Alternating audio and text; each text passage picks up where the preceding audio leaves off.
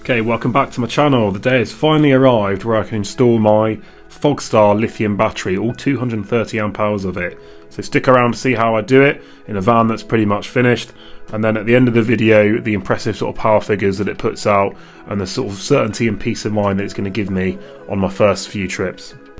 What's in the box then? The obvious sort of stuff. So I've got the terminals for up here, obviously, an instruction manual which I'm going to read with a coffee, a sticker which is great news for the back, and a lovely little little thing for make the van smell nice. And this is the battery here.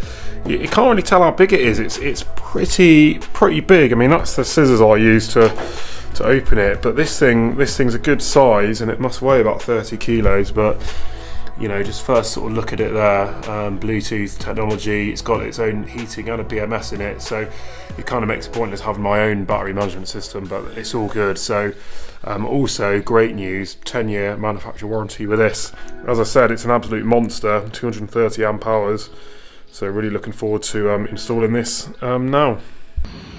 Okay, naturally the first thing I've got to do is charge my battery. So what I've got here is a Noco Genius 10 battery charger. It's got a special mode for lithium and will charge up to 230 amp hours, which is obviously the main reason why I bought one of these, because I knew I'm going to have to charge the Fogstar Drift. So this comes with about 30% state of charge.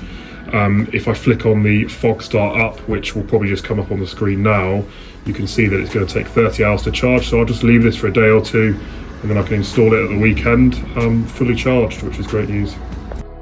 Right, enough messing around. Here's the battery. Let's get it in the van and let's see what it can do.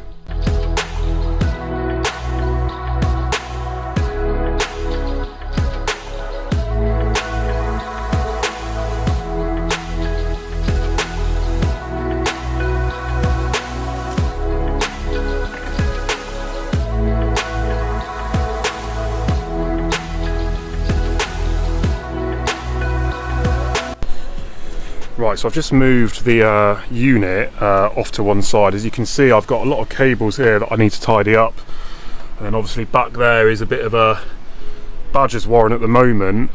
This is the solar breaker, which I absolutely need to screw onto the wall so it's nice and solid. So the first jobs first is I'm going to screw the solar breaker on because it's just flapping around at the moment. Tidy these cables up, and then I'm going to tack in there. And then hopefully I'll be able to slot the battery in, hopefully. But yeah.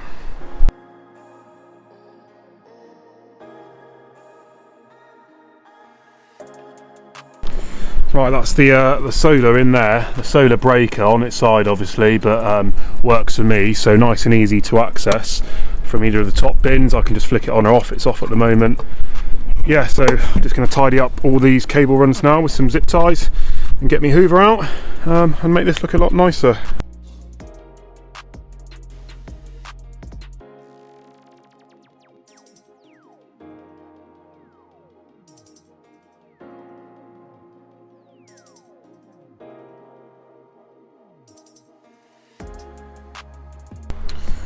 Right, I've pulled out the two battery cables, which are obviously going to connect to the lithium one when it goes in. It's looking much neater back here, although it doesn't look like it. I've got all the 12 volty things sort of together, so they'll get held out of the way, and then the cable runs for the heater, the 240 and the solar will just be pushed into the corner here. But I need to get the battery in place first before I can do that, and then I'll tidy up all the earths, and then it should look pretty neat once I'm done. So I'm just going to drop the battery in now and make a good go of it.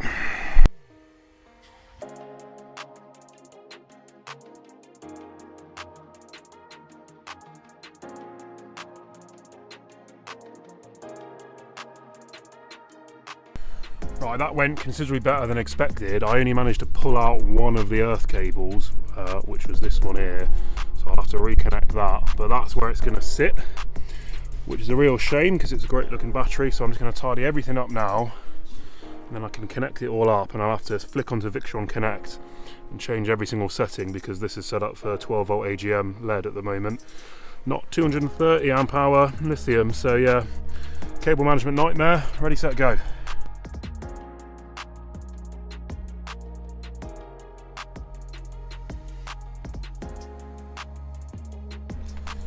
Right, so the battery's in. I'm just going to tidy these cables up so you can't see them. So it'll look like that. You just have two big cables going to the top there.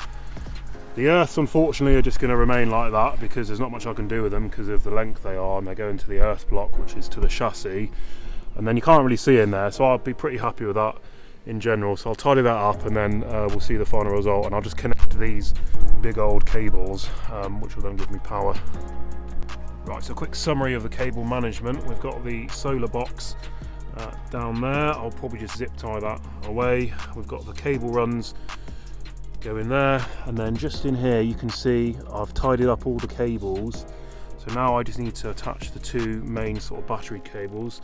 The earths are a bit flapping around, but that's okay. That's all the 12 volt runs, and then these are obviously the two power cables. So I've got to remove these terminal heads because they're just going to go straight on the battery. But first I'm going to flick onto Victron Connect and set everything up for a lithium because it's set for 12 volt at the moment. Right, there's the battery in, you can see there, the two cables sort of neatly done. The rest of the cabling I think's satisfactory for what's required. All I'm going to do now is get a bit of wood from there to the battery. I'm going to get two bits, 33 centimeters long, so that when I break, the battery doesn't jettison itself that way and rip all the cables out. Most people strap them down, but I'm just going to use this method because of where the battery is and how long it's taken me to put it there. So yeah, let's do that, and then I can test the whole system. Right, so the first thing that I did here was just have a look at what the battery was saying once I plugged it all in, and obviously it had unlimited time, so I wasn't really using anything. And then once I sort of switched some of the lights on or whatever, it kind of sort of flicked down to sort of 10 days. So I just flick onto the solar there, so I was pulling decent solar at the time. And then I turned everything on, so you can see the current under the smart shunt going up to about 6 amps, which is sort of the total when I'm running the fridge, the heater and all the lights. And then for me, it's basically given me 10 days that I can sit like that with only 52 watts of solar, which I think is pretty amazing. That's it for another week, so thanks a lot for watching. So next week I've got winterising your van. I'll be on the North Coast 500 when that video goes live, so I'll certainly be giving my first impressions when I get back. And as always, thanks for watching, and I'll see you on the next one.